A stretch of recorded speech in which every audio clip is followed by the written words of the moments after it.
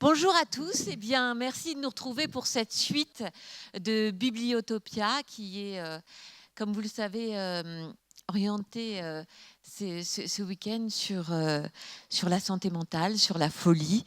Et aujourd'hui, nous allons aborder ce beau thème qui est les fantômes de la psyché. Et en effet, nos deux écrivains aujourd'hui ont écrit des romans littéralement hantés.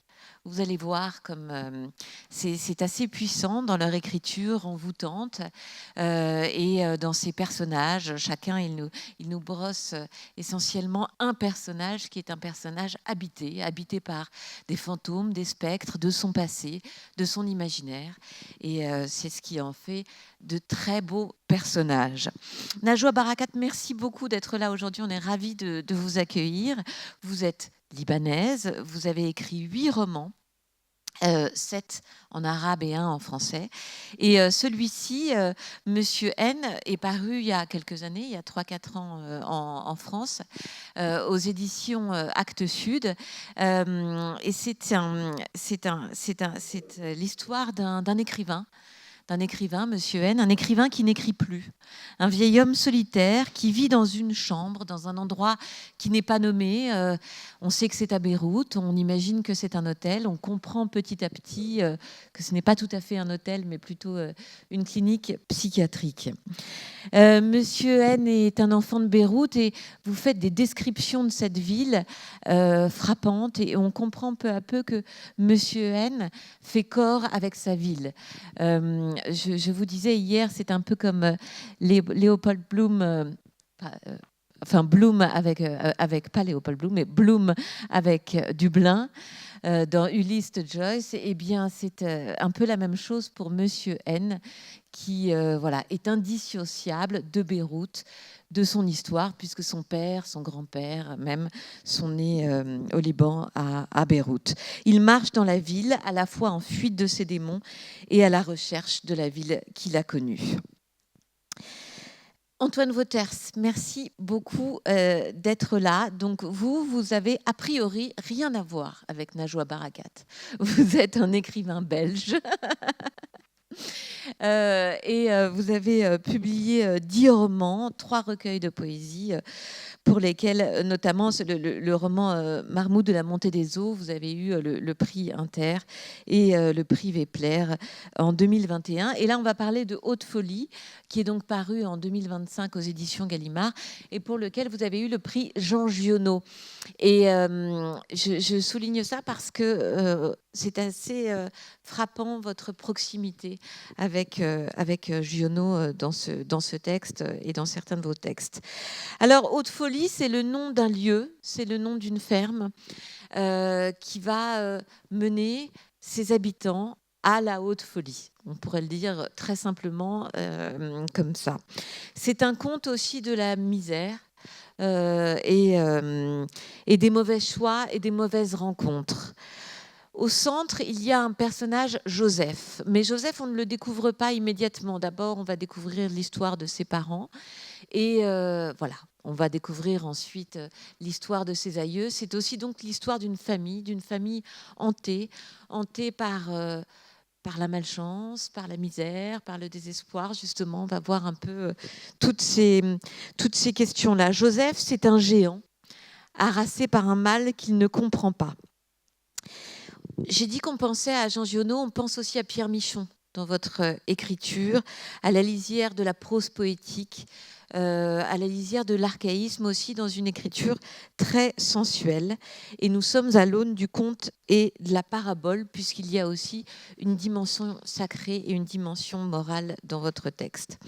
Et donc, vous qui venez de 2 univers complètement différents, eh bien, il est frappant de lire dans vos 2 romans l'étrange proximité de vos 2 personnages, Joseph et Monsieur N, qui affrontent chacun une forme d'effondrement intérieur. Et aussi donc des fantômes familiaux et historiques. Najwa Barakat, première question. Je crois que comme Monsieur N, vous avez pris un long temps sans écrire et que Monsieur N marque votre retour à l'écriture. Est-ce que vous voulez nous raconter ça ? Bonsoir.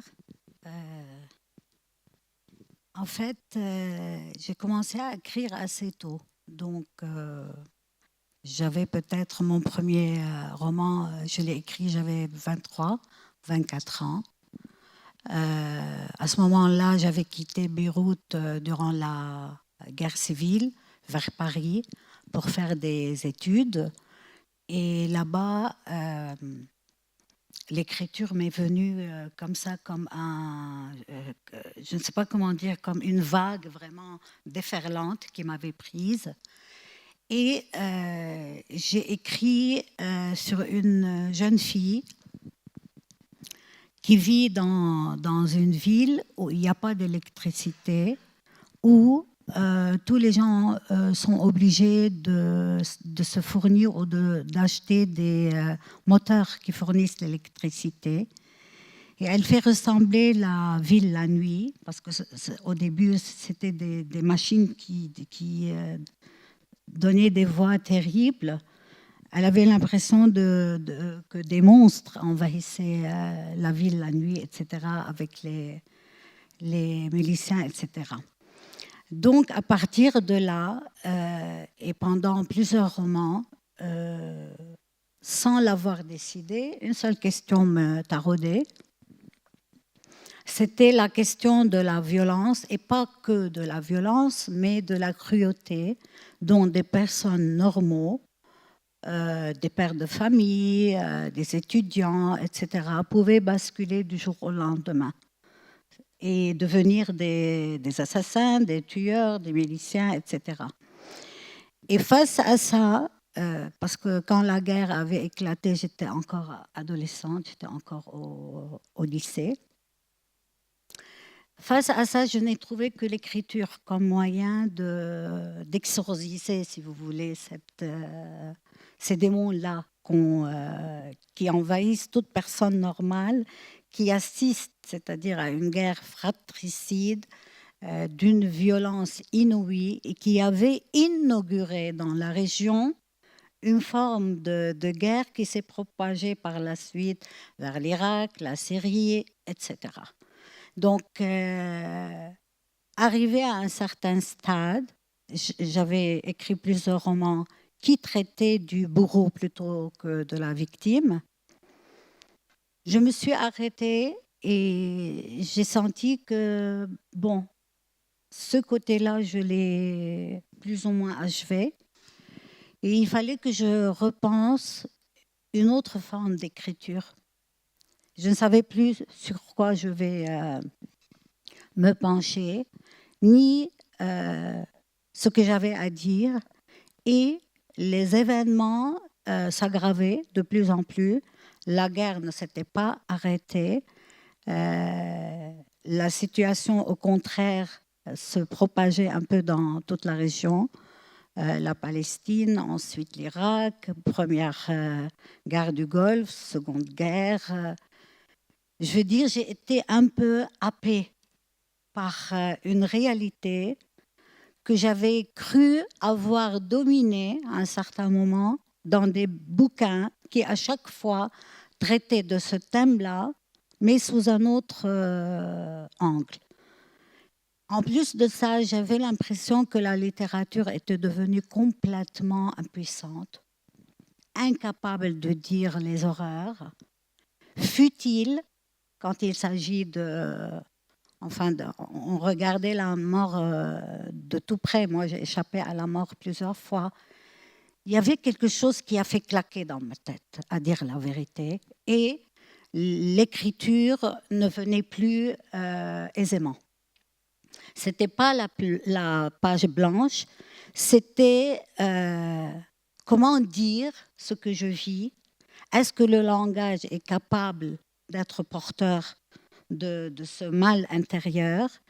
Et que vaut la littérature quand la réalité vous submerge, c'est un tsunami de... C'est quelque chose qui va au-delà de l'humain, de beaucoup de questionnements. Je crois que tous, on passe par là quand on est face comme ça à un événement tragique, quoi. Antoine Vauters, je crois que la gestation de Haute Folie a été assez longue aussi. Assez ? C'est longue. Oui. Oui, oui. Mais d'abord, je voudrais dire que je souscris à ce que tu viens de dire.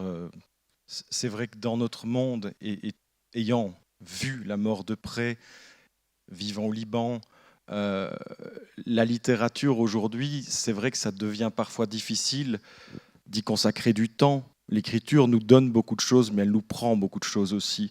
Et c'est vrai qu'en regard d'une violence croissante, de ce qui peut s'apparenter aussi à une sorte d'abrutissement généralisé, l'acte d'écriture, qui est quand même, je crois, toujours une forme d'acte de résistance, parfois, quand on regarde les deux plateaux de la balance, on se dit, ça ne fait plus le poids, précisément. Et donc, je comprends ce silence qui va durer chez toi une quinzaine d'années, si j'ai bien compris. Et je crois que c'est quelque chose qui m'habite aussi pour des raisons un peu différentes, c'est-à-dire l'envie absolue de continuer à écrire, le besoin absolu et la place très grande que l'écriture a pu prendre dans ma vie, et en même temps, et ça c'est un thème qu'on trouve dans Haute Folie, à travers ce personnage de Joseph, c'est quelqu'un qui, quelque part, se mure, se retire dans un silence de plus en plus grand. Et c'est aussi une tentation que j'ai parfois, en tout cas une hésitation entre voilà, l'envie de continuer à verbaliser, à écrire, à travailler, puis une envie de... Est-ce que c'est une forme d'abdication? Je n'en sais rien, mais en tout cas une fatigue. Et la gestation longue de Haute Folie, donc 15 ans, euh, je crois que c'est pas forcément lié à ça, mais je dirais que c'est lié à la difficulté de trouver, pour moi, le fond, la forme et le son. J'irais même jusqu'à ajouter la dimension du son, donc de la musicalité d'un texte. Tout ça doit marcher main dans la main, aller ensemble. Et c'était très difficile pour moi voilà, de trouver la juste forme. Je crois parfois que c'est très difficile d'écrire court. C'est un texte qui est bref, et la brièveté, bizarrement, paradoxalement, parfois elle prend du temps pour la trouver. Donc il y a cet aspect-là. Et puis aussi, il y a quelque chose, et je termine par là, c'est que pour moi, l'écriture, c'est un médium et qui est parfois un peu magique. C'est un livre qui parle des secrets de famille, donc de tout ce qui a été tu dans une famille. Et je me suis rendu compte pendant ces 15 années d'écriture que grâce à ce médium qu'est l'écriture, j'allais précisément mettre le doigt sur des silences qui ont peu hanté ma propre famille. Et c'est vraiment à l'occasion de l'écriture du texte que tout à coup, je le comprenais, parce que c'était aussi corroboré parfois parce que des proches me disaient, notamment le fait que Joseph se retrouve orphelin très jeune et est placé très jeune dans une famille d'accueil, enfin qui se trouve être son oncle et sa tante. Mais c'est quelque chose qui s'est passé dans ma famille. Le fait d'avoir été escroqué par un fermier peu scrupuleux, c'est une scène qui se trouve dans le livre et qui est centrale. C'est quelque chose qui s'est aussi passé dans ma famille, et pourtant, et ce n'est pas les écrivains, pour peu qu'on leur donne un micro, deviennent de grands menteurs, et ils n'ont d'ailleurs pas besoin de micro pour mentir beaucoup, mais ce n'est pas un mensonge, c'est-à-dire que j'ai vraiment découvert ces aspects-là qui étaient enfouis sous une chape de silence, et à l'occasion de l'écriture du livre, c'est remonté, quoi. Pour rester sur cette question de comment écrit-on dans un pays, dans une ville, au lendemain de la guerre civile, puisque M. N avance dans un Beyrouth et croise les fantômes des criminels qu'il a pu connaître pendant la guerre. Je vous laisse lire un extrait de M. N où il parle de son dégoût de l'écriture.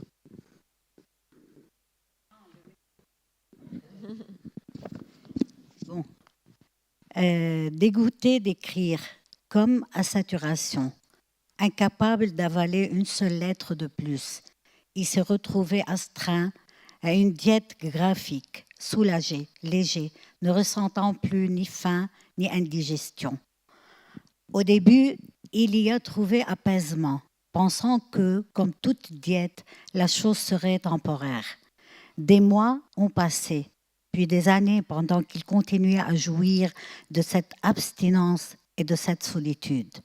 Il en était arrivé, quand on lui lançait des phrases à la figure, à regarder les mots monter puis descendre, s'enrouler et tourner sur eux-mêmes jusqu'à ce que le fil de l'idée se rompe et s'envole en fumée. Puis, il s'est aperçu en lisant par-ci, par-là, que les lettres commençaient à s'éloigner les unes des autres pour laisser place à des choses hideuses et vides de sens, qu'il commençait à trouver de la difficulté à transporter son regard de la première à la dernière lettre du mot qui s'étirait comme un corps mou dont on ne distinguait plus la tête de la queue. Jusqu'au jour où il s'est persuadé que la parole tout entière avait perdu sa consistance et que, usée jusqu'à la corde, elle lui coulait sur les mains comme de la cire fondue et se mettait à brûler, gifler et ruer. Dès lors, il a haï l'écriture et a décidé de n'y plus y revenir, ou bien en des temps différents. Mais ces temps ont tardé à venir et il ne s'est plus révolté de rien, sauf de ce qu'on lisait, entendait, rabâchait et remâchait. C'est là qu'a poussé cette tour insolente dont l'ascension a commencé à l'oppresser et l'a obligé à quitter son balcon et sa maison pour aller s'installer dans cet hôtel. Des années ont passé depuis lors. Miss Zahra ne se lasse pas de lui rappeler l'écriture et de l'inciter vivement à y revenir. « Écrire vous ferait du bien, Mr. N, lui dit-elle. Puis, en lui prenant la main, le talent est un don du ciel. Ça le fait crever de rire. Il lui répond, s'il n'en tenait qu'à moi, je distribuerais ce don, comme vous dites, à tout le monde. Libre alors à qui le voudrait de jouir de son enfer tant convoité. Il est clair qu'elle ne sait pas. Comment pourrait-il lui expliquer que, loin de l'écriture, son corps n'est plus qu'un paysage plat et monotone, après avoir été montagne, pente abrupte et grotte profonde.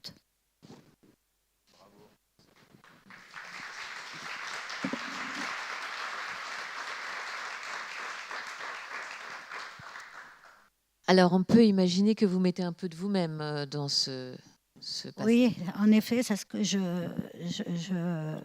que j'ai vécu réellement. Monsieur N n'est pas moi, mais dans la partie où c'est un écrivain qui considère que l'écriture, dans cette partie du monde surtout, est une malédiction, plus que c'est une bénédiction, il souffrait de de cette impuissance, on va dire, des mots et de l'écrit, à pouvoir vraiment transcrire ce qui se passe autour. Et cette décision de s'emmurer dans le silence, de quitter son domicile et d'aller dans un hôtel qu'on va découvrir plus tard que c'est un asile,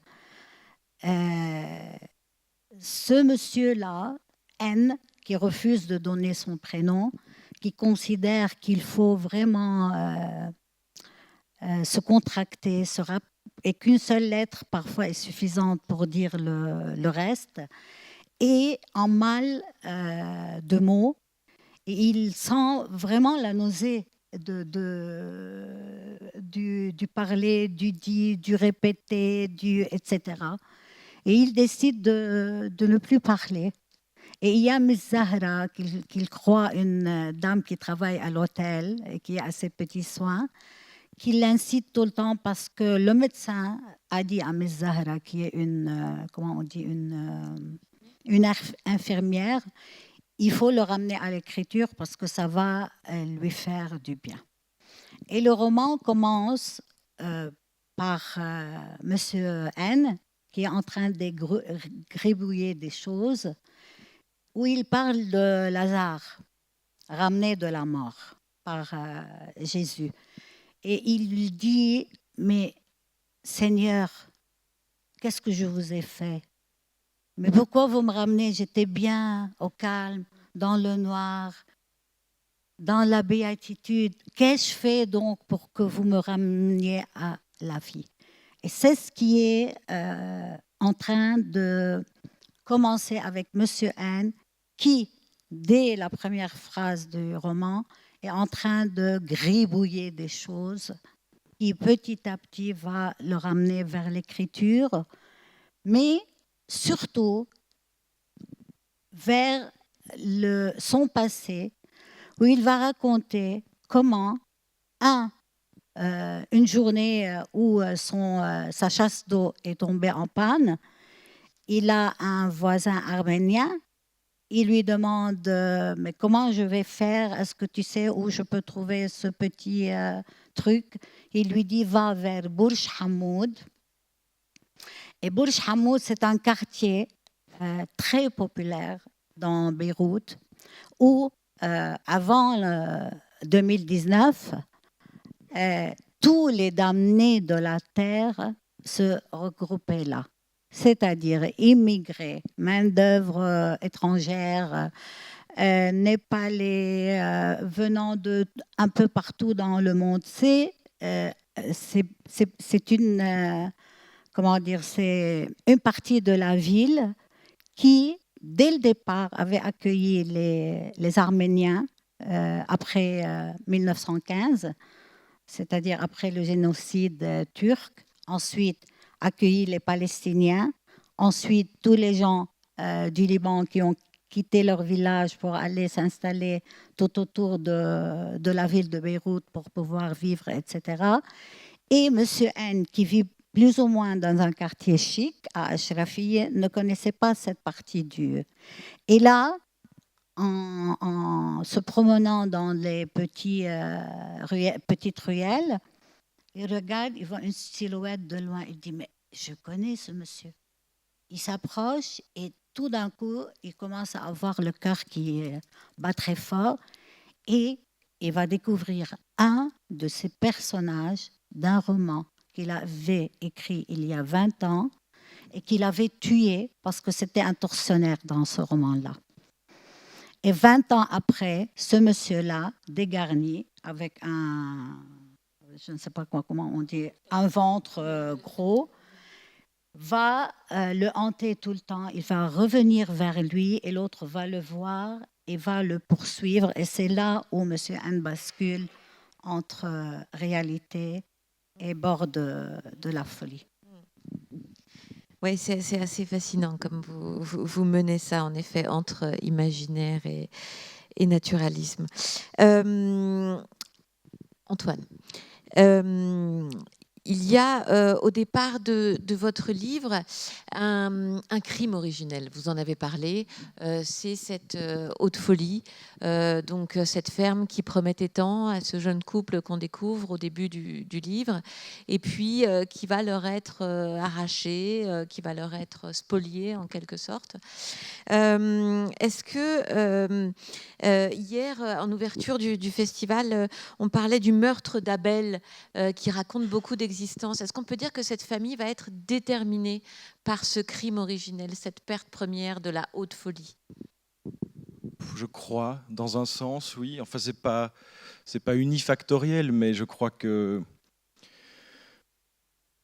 naître dans une famille qui est pauvre et grandir dans une famille pauvre qui a été escroquée, c'est difficile. Et je pense que pour le père de famille, donc le père de Joseph, qui est le personnage principal, le père s'appelle Gaspard, c'est lui qui doit pourvoir aux finances, enfin qui doit gagner l'argent de la famille. Cette ferme brûle, ils n'en sont pas propriétaires, enfin ils sont propriétaires mais ils n'ont pas d'assurance, donc ils perdent tout. Et une succession de malédictions va toucher cette famille, et c'est à ce moment-là, à l'endroit de l'injustice finalement qui lui est faite, que ce personnage de Gaspard va commencer à tomber dans la folie aussi, en essayant justement de garder le cap, en essayant de faire vivre sa famille, en essayant précisément de ne pas sombrer jour après jour, malgré tout, il sombre. Et c'est un motif qu'on retrouve dans plein de familles, dans plein d'histoires, dans plein de romans. Moi, je pense que si ça m'a intéressé de l'écrire et de passer du temps à éprouver ça, c'est aussi parce que comment une injustice originelle peut nous affecter. Moi, c'est quelque chose qui s'est malheureusement un peu transmis dans la famille. Et cette chose d'un cerveau qui parfois dysfonctionne un peu ou qui déraille, qui sort de ses rails, c'est quelque chose que je connais. Et je crois que j'écris parce que je sens cette violence en moi, la violence d'une famille qui s'est fait flouer quelque part. Alors, est-ce que ça répare? Pas du tout. Mais je pense que moi, ça me permet de ne pas être violent. Je suis quelqu'un qui est rendu plus doux par le simple fait que je travaille l'écriture depuis maintenant plus de 20 ans, pratiquement tous les jours. Il y a un grand-père qui m'a beaucoup inspiré pour le personnage de Joseph. Et parmi les choses que j'ai pu découvrir en écrivant le livre, parce qu'un oncle m'a raconté des choses, donc le fils de mon grand-père, et il me disait que quand ce grand-père était enfant, donc ils avaient perdu cette ferme pour des raisons un peu similaires à celles qui se trouvent dans le livre, il me racontait qu'il allait dans un internat qui était une quinzaine de kilomètres du lieu où il vivait. Il s'y rendait par les bois. Et c'était un enfant qui était terriblement inquiet, peureux. Et il y allait avec son frère, et ils y passaient une semaine, et puis il rentrait à la ferme, et il se promenait pieds nus, et il mettait ses chaussures au bout de ses mains, parce qu'il avait toujours peur d'être attaqué. Et il se disait qu'à marcher avec ses chaussures comme ça au bout de ses mains, comme des gants de boxe, il pourrait se protéger d'une éventuelle agression ou d'éventuels agresseurs. Et ce sont des petits détails comme ça, qui ne se trouvent d'ailleurs pas dans le livre, mais comment le cerveau peut se fissurer aussi déjà chez un enfant. Ces motifs-là, je ne me contente pas de les observer en les écrivant, je sais que chaque jour, ils sont présents en moi, et je pense que ce qui n'est pas dit peut nous tuer à petit feu. Et je crois que l'écriture d'un roman, parfois, ça permet non pas seulement à la personne qui l'écrit, mais peut-être à sa propre famille ou peut-être aux gens qui le lisent, mais peut-être de s'en sortir un peu moins mal, quoi, ou d'aller un peu mieux. Parce que le poids du silence, le poids du secret, je dis dans le livre que la folie, c'est le pays des souffrances qui n'ont nulle part où aller. Et j'aimais, alors moi je ne suis pas psychiatre, je le regarde depuis un point de vue d'humain, parfois d'ailleurs un humain un peu abîmé, mais l'idée que la folie soit un pays intérieur, le pays de tout ce qui n'a pas pu sortir de nous, pas pu être exprimé, dit, voilà, c'est précisément sur ça que j'essaye de travailler, en tout cas dans ce livre-ci. Alors, je vais vous proposer aussi de lire un passage.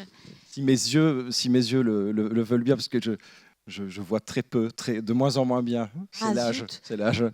Et je n'ai pas mes lunettes, mais on est tous là. Mais est-ce que mes bras seront... Je peux vous prêter mes lunettes si vous voulez. Ça devient une sorte de blague. Il faut vraiment que j'achète des lunettes en réalité. Essayez. C'est un écrivain qui ne voit pas. Ça nous rappelle des bons souvenirs. Non, ça, c'est vraiment des loupes. Mais ouais, mais c'est fait. On en est tous là. On a le même âge, donc je me permets. Faudra que tu me donnes le nom de l'opticien. Ouais. Incroyable, je n'ai jamais vu si bien. Ouais. Ah non, mais il va repartir. Je lirai les livres grand caractère pour les malvoyants. Par contre, de loin, je ne vois plus rien.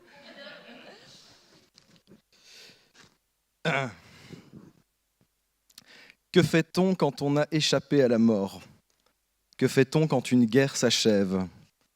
On débouche les bouteilles qu'on a planquées, on plume les poules que le démon nous a laissées et on prépare d'exquises brochettes que l'on parfume au thym et à la sauge et que l'on rôtit à la broche. On décore de couronnes de fleurs la salle du village. On invite des accordéonistes et des cracheurs de feu et on danse à s'en arracher les jambes. C'est ce que j'aurais fait si j'avais été lui. Je serais resté sur place, toujours et à jamais. J'aurais construit un temple en l'honneur du stoïcisme d'Anna face aux démons et un autre au nom de mon amour pour Fermine. Je me serais efforcé de les aimer, et non seulement de les aimer, mais de le leur prouver. Lui, non. C'est un fantôme que hantent d'autres fantômes, quelqu'un qui ne peut s'établir nulle part, même là où il est bien. Toute sa vie, il va fuir, partir, marcher. On ne guérit pas de certains manques. On part parce que la brûlure est trop vive. On se met en marche parce qu'on espère rejoindre ce qui est impossible à rejoindre. J'ai souvent pensé qu'à négliger les moments de vie auprès des nôtres, qu'à leur tourner le dos, qu'à refuser les joies menues qui s'offrent à nous, on finit par passer à côté de soi. J'ai mis du temps avant de comprendre qu'on ne décide pas ou très peu.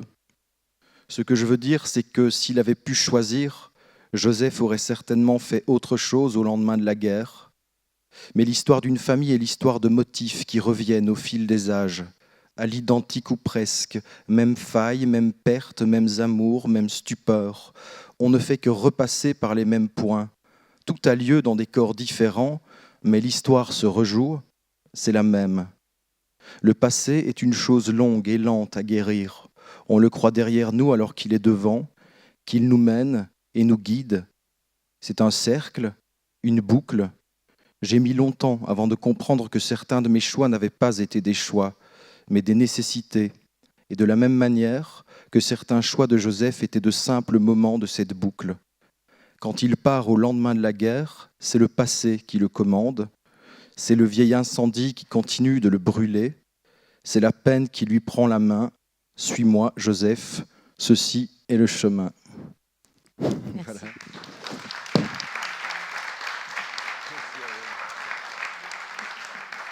Alors, tout a lieu dans des corps différents, mais l'histoire se rejoue, c'est la même. C'est aussi quelque chose que pourrait dire Monsieur N, parce qu'on doit dire qu'il est aussi hanté par le fantôme de son père.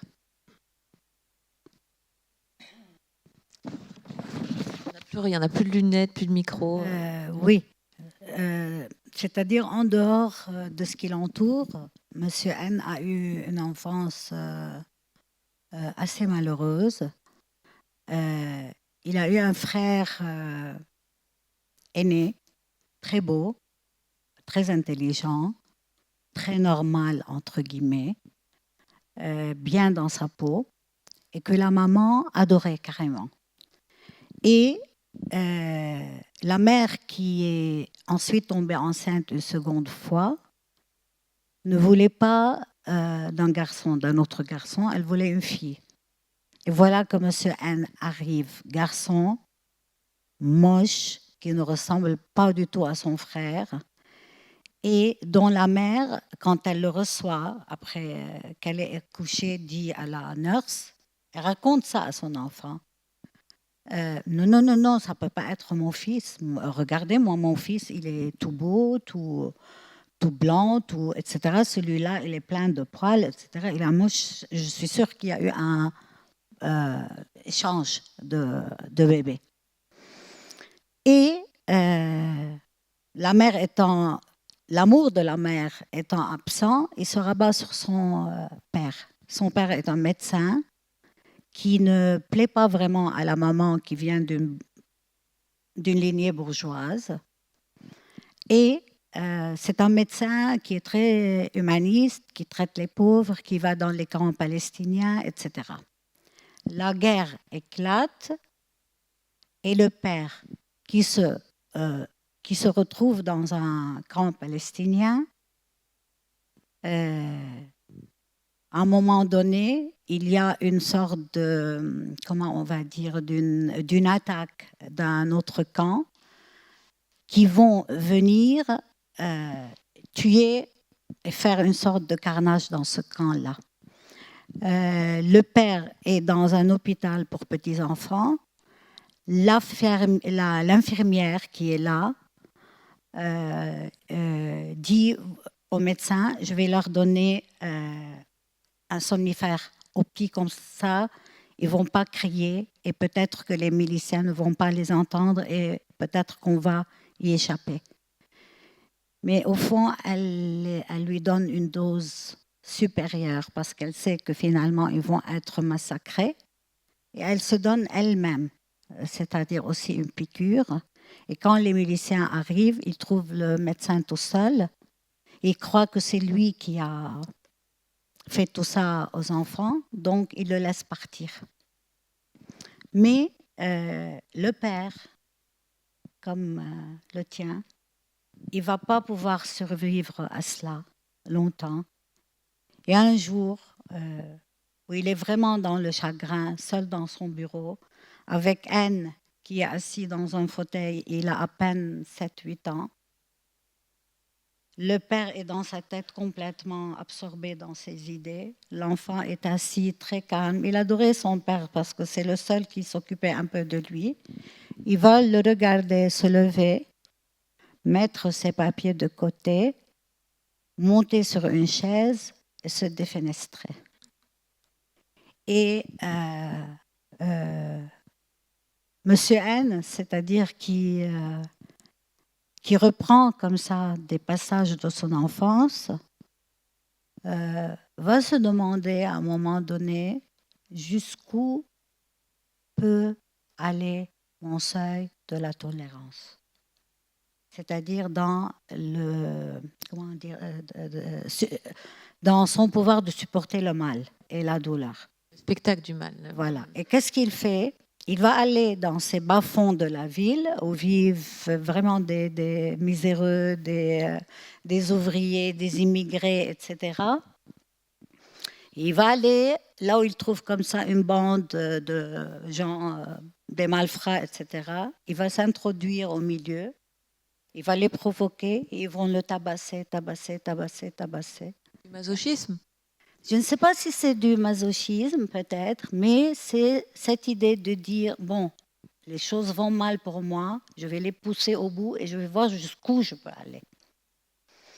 Et dans sa tête, il se dit, peut-être c'est une occasion de me racheter parce que ces gens-là, s'ils sont dans cette misère-là et dans cette dépravation, c'est qu'on est quelque part responsable. Donc c'est une forme de rédemption pour lui. Et là, il va à un moment donné, après avoir été vraiment tabassé, crachant du sang, etc., une Népalaise qui travaille comme servante va le retrouver, elle va le prendre chez elle, elle va le soigner, il va tomber amoureux d'elle, finalement. Ouais, je ne vais pas raconter toute l'histoire, mais c'est... non, parce qu'il faut, même bien là, sûr, il faut lire le livre. Non, mais même là, finalement, l'amour ne va pas être salutaire pour lui. Mais ce qui est intéressant, regardez peut-être, ce qui est intéressant, c'est que constamment, quand on lit votre livre, il y a l'histoire d'un homme, l'histoire d'une famille, mais on est obligé de se dire que c'est aussi l'histoire du Liban que vous nous racontez à travers cet homme. Et évidemment, ces massacres nous font penser à Sabra et Shatila, et on se dit, est-ce que la question que vous posez n'est pas aussi comment est-ce que le peuple libanais va se remettre d'avoir assisté à tout ça, d'avoir porté ça au sein de lui-même?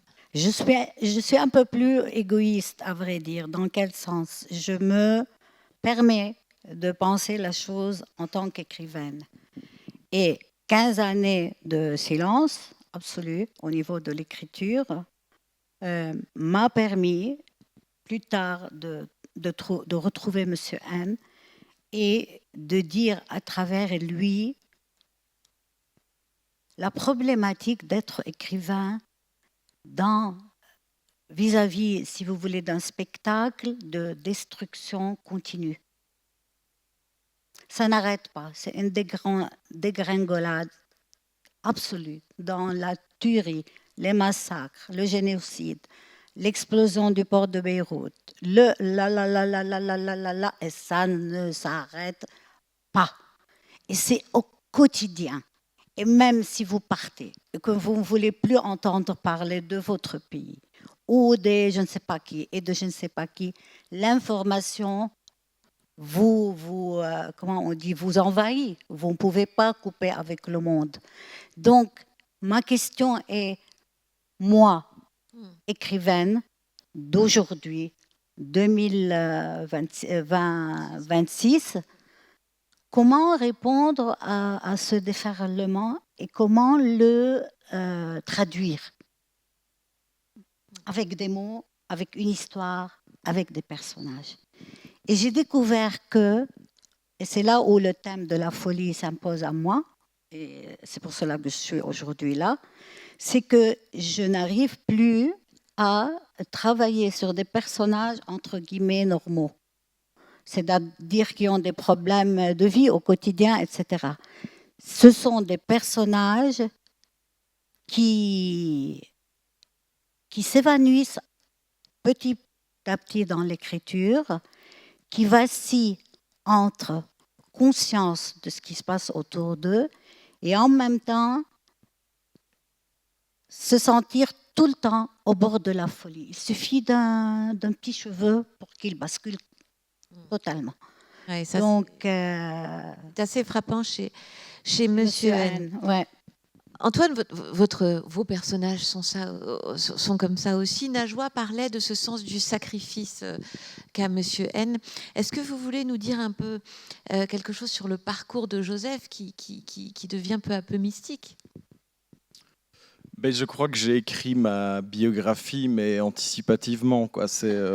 J'espère pas. C'est-à-dire que on part pas du même point, mais bon, c'est quelqu'un, oui, qui se retrouve orphelin très jeune, qui est donc éduqué, élevé par son oncle et sa tante, dans un silence retentissant, dans un secret, donc par rapport au décès de ses parents, aux circonstances de la mort de ses parents, et qui jusqu'à une vingtaine d'années va vivre dans ce non-dit. Et dans ce non-dit, il a l'impression qu'une chose reste présente en lui, c'est l'absence. Il dit « rien n'est plus présent en moi que l'absence », et en particulier l'absence de sa mère. Donc il a connu quelques années, dont il lui reste quelques souvenirs, et les années passant, il se rend compte que vivre avec cette absence-là devient impossible. Et un jour, il demande à sa tante qu'elle lui dise enfin la vérité. Et quand c'est fait, quand il apprend comment ses parents sont morts, je dis dans le livre, sa vie se trouve coupée en deux. Et il ne faut pas croire que la révélation de quelque chose qui nous concerne de très près, qui concerne notre propre histoire et l'histoire de nos parents, que c'est quelque chose qui soulage. Dans le cas de Joseph, c'est quelque chose qui, bien sûr, était nécessaire, était indispensable, mais c'est quelque chose qui va peut-être encore davantage le fracturer, le sédimenter aussi d'une autre manière, mais il est fracturé, il se trouve vraiment fracturé. Et à partir de là, tout ce qu'il avait imaginé, c'est-à-dire devenir instituteur, parce que les enfants, enseigner aux enfants, c'est quelque chose qui lui importait.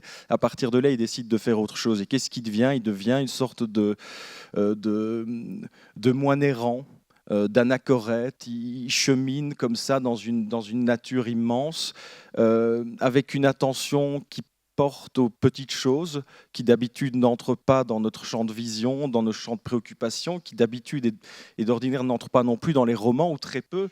Je pense aux minuscules animaux, je pense aux végétaux, je pense aux pierres. C'est pas souvent des choses qui ont une place, enfin ça peut avoir une place, mais en tant que décor, quoi.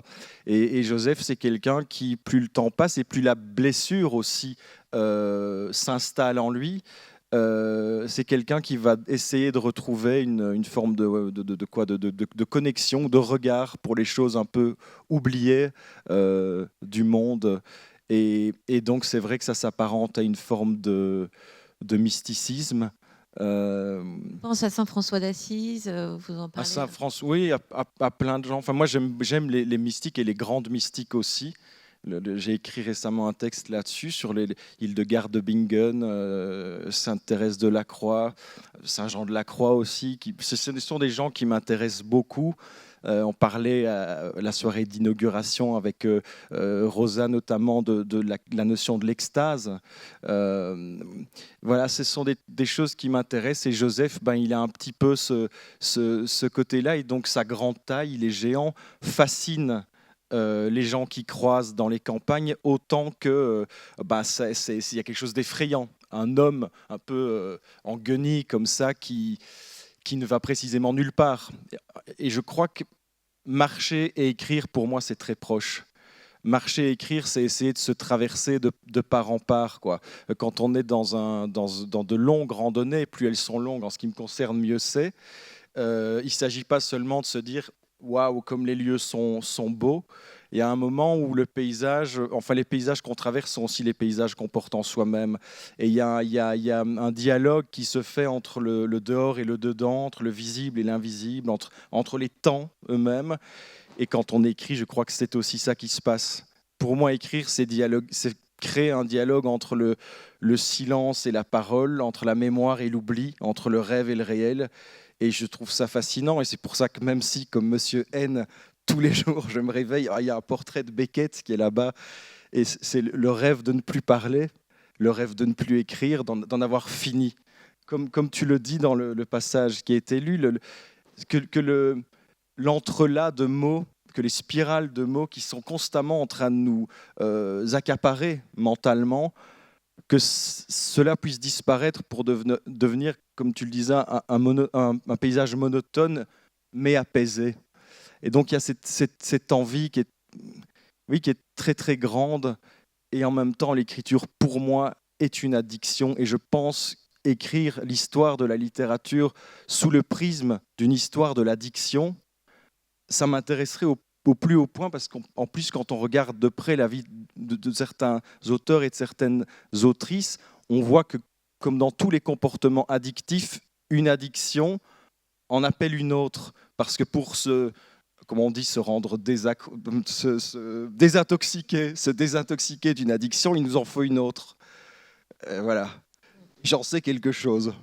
Ce qui est intéressant, c'est que vos divers personnages luttent donc, comme on l'a compris, face à la même angoisse que vous pouvez nommer angoisse. À un moment même, il y en a un, l'oncle, qui essaye d'aller voir un médecin, et on parle de maniaco-dépression, je crois. Et donc, le père se suicide. La mère va, elle, basculer dans le crime, et Joseph, lui, va aller dans le mysticisme. C'est une forme de variation sur le même thème aussi, d'une certaine manière, cette histoire de famille, non? Oui, oui. Est-ce que la question que je me pose souvent, est-ce que notre territoire d'écriture est infini? Est-ce que nous, dont on dit parfois qu'on a une grande imagination, est-ce qu'on est vraiment en pleine possession de nos moyens, ou est-ce qu'on est au contraire parfois tenu à une micro-portion de territoire, mais qui est liée aux circonstances de notre vie, aux circonstances de la vie de notre famille? Moi, je pense que mon territoire est très très limité. Et je dis ça sans... Je pense que c'est vraiment ça. Je pense que j'ai un territoire en écriture où je me sens bien, parce que ça répond à des choses qui me sont essentielles. Mais je ne suis pas certain que je pourrais écrire sur beaucoup d'autres sujets ou de beaucoup d'autres façons. Et que ce que je traite dans ce livre-ci, enfin, je ne le traite pas, mais ce qui se retrouve dans ce livre-là, c'est pas un hasard, quoi. C'est pour ça que Philip Roth dit, quand un écrivain naît dans une famille, cette famille est foutue, parce que je crois que à un moment donné, c'est la personne qui vient exhumer ce que la famille a toujours voulu précisément cacher, pour que, en apparence, tout fonctionne plus ou moins bien. Et l'écrivain, c'est celui qui dit, attendez, sous ce tapis, qu'est-ce qui se trouve exactement? Qu'est-ce que vous avez caché? Et ce n'est pas un geste, comment dire, il n'y a rien dans ce geste, il n'y a pas de malice, il n'y a pas d'envie de nuire. Au contraire, je pense qu'il y a l'espoir, mais c'est un espoir qui, à mon avis, court sur un temps très long. L'espoir au final, de peut-être lever une malédiction. Et le thème de la malédiction, pour moi, la malédiction, c'est ce qui est mal dit, ou ce qui n'est pas dit, ce qui est passé sous silence. Et peut-être que l'écriture, c'est ça, c'est transformer une malédiction en quelque chose, peut-être pas en une bénédiction, mais en quelque chose qui serait soutenable. Najwa, est-ce que vous ressentez un peu la même chose? Et quand Antoine dit finalement un écrivain a un territoire qu'il ne choisit pas, mais qui est toujours le même, on pourrait dire très simplement que pour vous, c'est Beyrouth déjà. C'est un territoire physique, vous êtes lié à cette ville. Sans que ma parole paraisse comme une critique ou un jugement ou n'importe quoi. Il y a deux façons d'être en tant qu'écrivain. Vous avez les écrivains qui effectivement ont des territoires bien définis et qui peuvent produire des chefs-d'œuvre, et que je lis et que je suis avec une grande attention. Mais il y a en même temps l'écriture des écrivains qui n'arrivent pas à émerger en tant qu'individus, ni à posséder pleinement leur liberté d'être ou leur liberté de penser. Et là, je parle d'une autre partie du monde. Mais vraiment, je veux dire, sans faire une... comment dire, ça c'est mieux ou ça c'est... Comparaison. Ouais, sans aucune comparaison, il se trouve que si la chance veut que vous naissiez dans une géographie ou un canton ou un n'importe quoi bien défini, votre destinée est scellée à l'avance. Intéressant. Plus qu'un quelqu'un qui va naître, par exemple, dans un monde qui a fait, c'est-à-dire durant son histoire, enfin, qui a fait sa rédemption, si on va dire, qui a fait ses révolutions, etc. Le monde arabe, malheureusement, est noyé complètement dans des... on ne sait pas par où commencer. Vraiment. Je veux dire, je me lève le matin, par exemple, moi, je tiens une rubrique hebdomadaire dans un journal, dans un quotidien. Tous les matins, c'est-à-dire hier, j'ai dû partir pour préparer mon article parce que je dois l'envoyer le dimanche. Et chaque jour, je dis, j'ai envie d'écrire, par exemple, sur moi.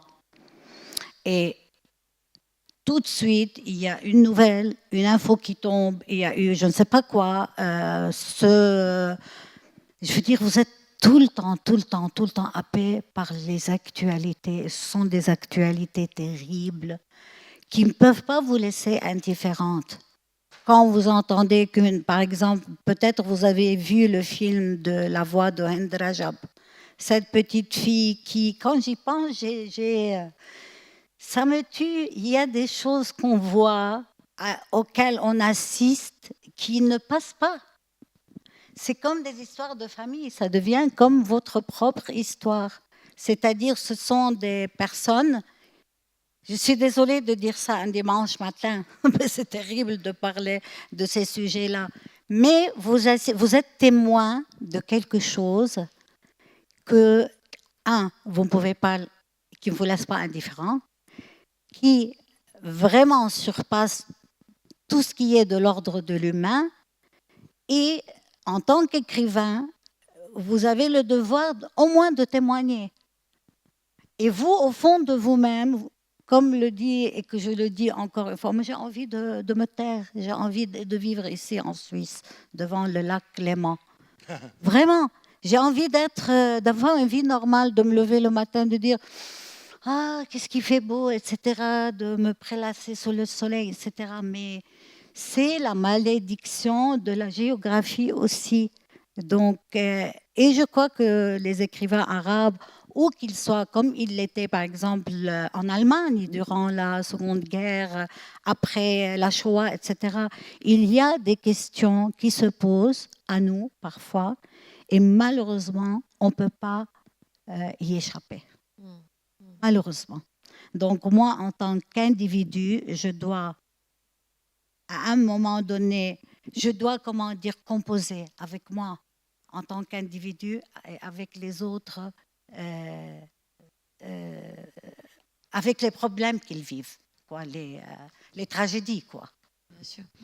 Mais il y a quelque chose que vous avez en commun là-dessus dans vos livres, c'est cette tentative de restitution d'un esprit fracturé par la guerre, d'une psyché fracturée par la guerre.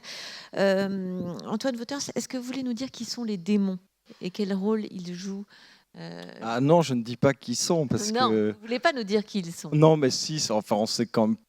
En réalité, c'est un conte, donc normalement... Je ne suis pas censé le situer, ni dans le temps, ni dans l'espace. Mais on comprend quand même que ce sont des soldats allemands, que c'est la Seconde Guerre mondiale. Mais moi, j'ai des impossibilités en écriture. Par exemple, je n'aime pas écrire les mots de la technologie. J'ai parfois essayé d'écrire le mot Google dans un livre et je dois immédiatement l'effacer. C'est parce que je suis un écrivain des chants ou un ringard, mais je n'aime pas les mots de la technologie, je les trouve pas beaux parce que j'ai commencé par la poésie et les mots de la technologie, je les trouve vraiment moches, quoi. Donc je les supprime et mais je sais plus quelle était la question du coup. C'est-à-dire une Les psyché. soldats allemands, Voilà. ouais, voilà. Et comment est-ce que la guerre va transformer aussi profondément votre personnage? Mais donc c'est ça, l'impossibilité. Je pense que c'est pas une coquetterie, mais de ne pas pouvoir dire certains mots, ça veut dire quelque chose précisément. Et je crois que dans l'état dans lequel on se trouve quand on écrit, il y a un état d'enfance. Et il y a la nuit de l'enfance. C'est quelque chose qui est proche de l'effroi parfois. Et mon enfance, qui était donc une enfance vraiment presque mormone, quoi, coupée du monde, sans aucune technologie précisément. Quand on nous racontait la guerre, les Allemands n'étaient jamais nommés. Ou ils étaient nommés avec les espèces de... Comment non, où c'était les Boches, c'était les Schleux, c'était les casques à pointe. Et mon grand-père, qui était, comme Joseph, un immense taiseux, qui a d'ailleurs terminé sa vie en arrêtant de parler. Il s'est couché un soir et il est resté 2 mois allongé dans son lit sans se nourrir et sans parler. J'ai toujours vu ça comme une sorte d'acte une recherche de rédemption, quoi. Et donc, quand ce type extrêmement taciturne acceptait de parler, il se transformait en conteur exceptionnel. Et cette longue nuit de l'enfance où j'ai été très heureux, mais aussi très effrayé, elle est en partie liée à ces récits que me faisait mon grand-père de la Seconde Guerre mondiale. Et ça crée des images en moi, d'une part qui ne s'effaceront jamais, et au départ desquelles très souvent je m'aperçois que l'écriture, ça procède de ça. L'écriture vient de là. Et donc moi, j'ai pas vécu la guerre. Mais est-ce que la guerre ne se transmet pas aussi de cette façon-là? Je pense à Fritz Zorn, à Peter Handke, qui parle aussi des guerres silencieuses qui opèrent dans chaque famille, du gosse qui, voilà, qui, par exemple, est violenté par un parent et qui doit taire cette chose-là. Comment ces traumatismes, finalement, travaillent une famille. En biologie, il y a ça, quoi. Les arbres, on dit qu'il y a des espèces de systèmes de familles au sein des populations d'arbres. Et je pense que les constellations familiales aussi, il y a de ça. Et je suis toujours encore hanté par certaines choses, par la figure de ce grand-père-là. Et quand... oui, je pense que peut-être, et c'est une erreur de jugement de ma part, mais peut-être que je m'identifie encore à lui quand on dit ce rêve d'arrêter d'écrire parfois. Je me demande dans quelle mesure il ne m'a pas hanté au point que, à ma manière, j'essaye encore de singer ce qu'il fait ou d'imiter ce qu'il fait et de devenir comme, je sais pas, comme Wittgenstein qui, à la fin de sa vie, se cache dans une cabane et arrête d'écrire. Ça me tente, et peut-être qu'en même temps c'est la plus belle chose en écriture, quoi, ou même dans la lecture. Peut-être que ce qu'on va chercher quand on écrit ou quand on lit un livre, c'est bizarrement, paradoxalement, le silence qui se trouve au fond des mots. Moi, en tant que poète, c'est ça que j'ai toujours cherché. Et ça peut sembler étrange, mais mon instrument pour atteindre le silence, ce sont les mots.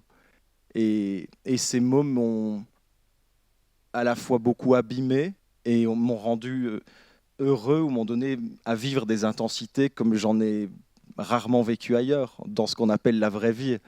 Donc vous comprenez que mon rapport à l'écriture est au minimum très paradoxal, ambigu, et voilà, mais j'aime encore ça.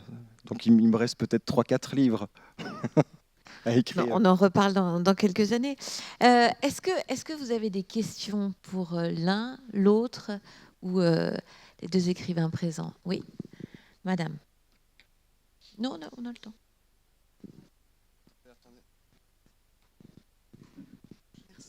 Donc j'ai une question pour vous, madame. Après 15 ans sans écrire, vous revenez à l'écriture en français. C'est votre premier roman en français. Est-ce que c'est une astuce? Est-ce que c'est une forme de mise à distance? J'aimerais pouvoir vous répondre, mais le livre a été écrit en arabe. J'écris essentiellement en arabe. Il y a Monsieur N et derrière Monsieur N, il y a un autre, ça s'appelle Reibat May, l'absence de May, qui est une femme très vieille. Enfin, c'est essentiellement publié à Beyrouth en arabe et ensuite traduit vers d'autres langues, dont le français, l'anglais, etc. C'est pas grave. Mais Vous avez écrit un livre en français? J'ai écrit un livre en français. Donc, vous avez visé juste. C'est quand je vivais à Paris. J'y ai vécu pendant une vingtaine d'années. J'ai été là-bas pour faire des études de cinéma. La guerre perdurait et moi, je restais les valises prêtes à partir, mais ça a duré 20 ans. Donc, j'ai écrit à un moment donné un roman intitulé « La locataire du pot de fer ». Pot de fer, c'est la rue dans le quartier Mouffetard où j'ai vécu vraiment très longtemps. Et je voulais l'écrire en arabe, mais ça ne passait pas. Donc le livre commence par une parenthèse et à la fin se termine par la parenthèse qui se ferme parce que justement ça parle d'une femme, moi, en l'occurrence, qui décide du jour au lendemain de ne plus sortir de chez elle. C'est fini, elle ne veut plus sortir dans la ville, dans Paris, etc. Et elle est reliée au monde, soit par le téléphone, par les emails et même par l'interphone. Donc, on vient sonner, par exemple, les témoins de Jéhovah viennent sonner à sa porte. Elle a plein d'amis qui ont tous quitté le pays, que ce soit dans les États-Unis, etc. Et quand je voulais dire, par exemple, le café, le quartier latin, etc., ça ne passait pas en arabe. Donc, j'ai dit, allez,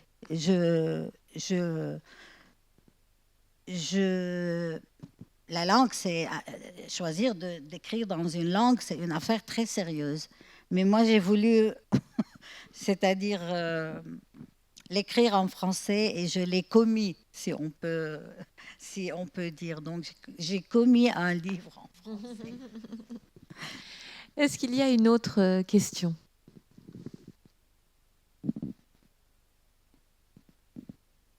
Non, eh bien alors écoutez, merci beaucoup à tous les deux. On vous retrouve là-haut où je crois que vous allez signer vos livres. Et merci pour cette belle rencontre. Merci beaucoup. Merci.